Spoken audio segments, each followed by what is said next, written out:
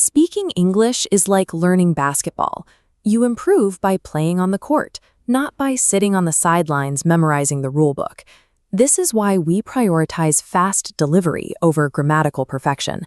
We're focused on building your speed to overcome initial speaking anxiety. To reach that speed, we must identify the specific mental bottleneck keeping you silent. Let's set a baseline. I'm going to ask you 3 simple questions. Answer them out loud as quickly as you can. What's your name? Where are you from? And what do you do after school?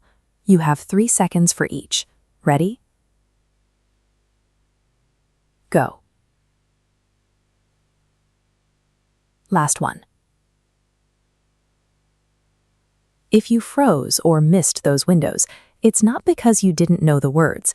It's because your brain was busy trying to convert your native language into English before letting you speak. Methodically, that hesitation often leads to a textbook robot voice, flat, slow, and over-enunciated. We break that pattern using connected speech. Native speakers compress formal words into chunks. Want to becomes wanna, going to becomes gonna, and kind of becomes kinda. Fusing these changes speech momentum. I wanna learn flows as a single breath, while I want to learn forces a stop. The second step is word stress. Instead of hitting every word with the same volume, you emphasize the actions and data. Listen to the difference. I like watching movies versus I like watching movies. When you combine connected speech and word stress, you're actually saying fewer syllables. It makes your English physically easier to deliver at high speed. To lock this in, we use shadowing. You're going to repeat exactly what I say, matching my rhythm, stress, and emotion in real time. Try to match the highlights on screen. Hi everyone, my name's Kevin. I'm currently studying business at university. I'm really interested in technology. Focus on the visual rhythm and the momentum of the highlight, not just the individual words. Now for the active boot camp phase. I'm going to throw a random question at you. No script, no preparation. You have to answer aloud, and you must use those connected speech chunks like wanna or gonna to keep your speed up. Here is the question. What's your favorite app?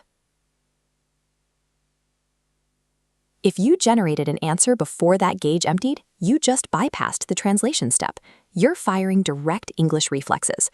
Now that you have the speed, we need to handle the final obstacle, the silence that happens when someone interrupts you or asks why unexpectedly. This is where we use survival phrases. These are tactical tools that buy you mental processing time without creating an awkward pause. In a fast roleplay, an aggressive interruption like really or why can break your focus and bring the conversation to a halt. But if you immediately deploy a phrase like actually or to be honest, you absorb that pressure. It gives your brain a second to catch up while the verbal ping-pong ball stays in the air.